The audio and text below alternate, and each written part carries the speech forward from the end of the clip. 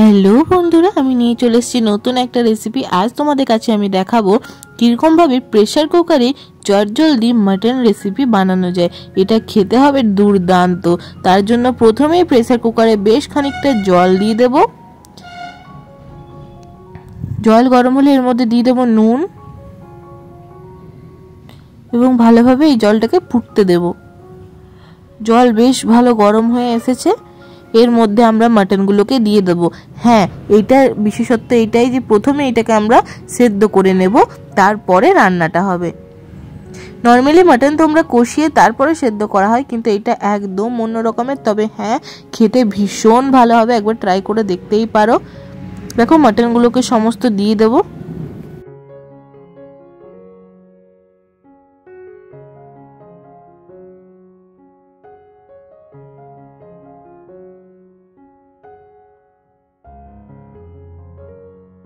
তবে মাটনটা কিন্তু 80% সেদ্ধ হবে, পুরোপুরি এখন সেদ্ধ করব না, কারণ এরপরে যখন রান্নাটা করব তখনও তো সেদ্ধ হবে নাকি।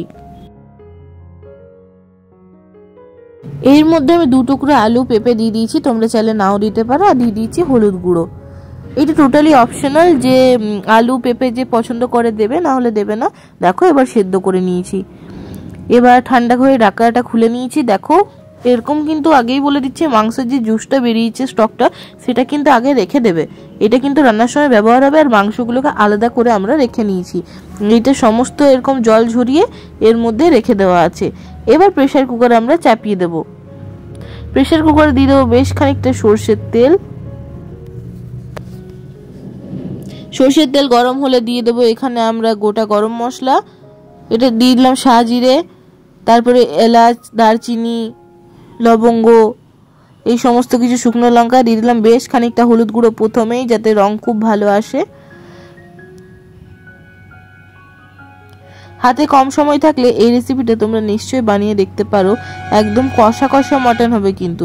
তারপরে এখানে একটা পেস্ট রেডি করে নিয়েছি, যার মধ্যে আছে জিরে, টমেটো, রসুন, পেঁয়াজ, আদা, লঙ্কা, সমস্ত কিছু দিয়ে আমরা এর একটা পেস্ট রেডি করে নেব একেবারেই। তা অন্যান্য আর কিছু মশলা তাহলে দিতে হবে না। এই দেখো পেস্ট একদম রেডি হয়ে গেছে।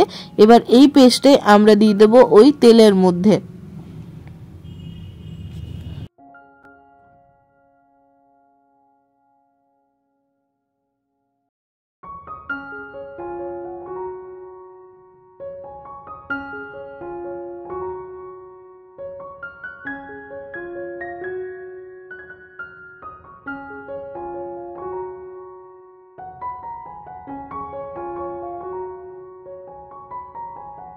এরপরে সমস্ত মশলা বেশ হাতে সময় নিয়ে কষিয়ে নেব।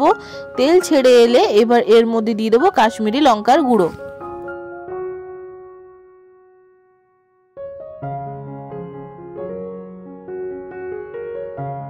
বেশ ভালোভাবে কষিয়ে নিয়েছি। দেখো খুব ভালো তেল ছেড়ে এসছে। এর মধ্যে এবার দিয়ে দিলাম স্বাদ মতো নুন। কিন্তু মনে রাখবে, এটা কিন্তু মশলার মতোই নুন দেবে, কারণ অলরেডি আমরা মাটনে নুন অ্যাড করা আছে।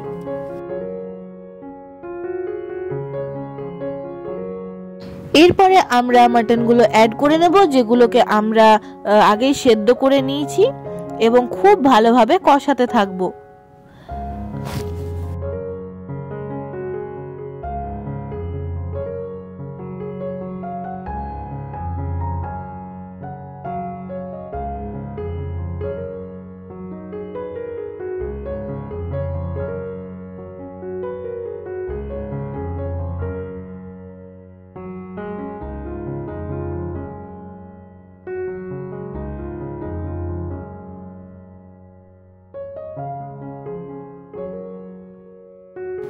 বেশ অনেকক্ষণ হাতে সময় নিয়ে এটাকে বেশ লাল লাল করে মাটনটাকে কষিয়ে নিলাম।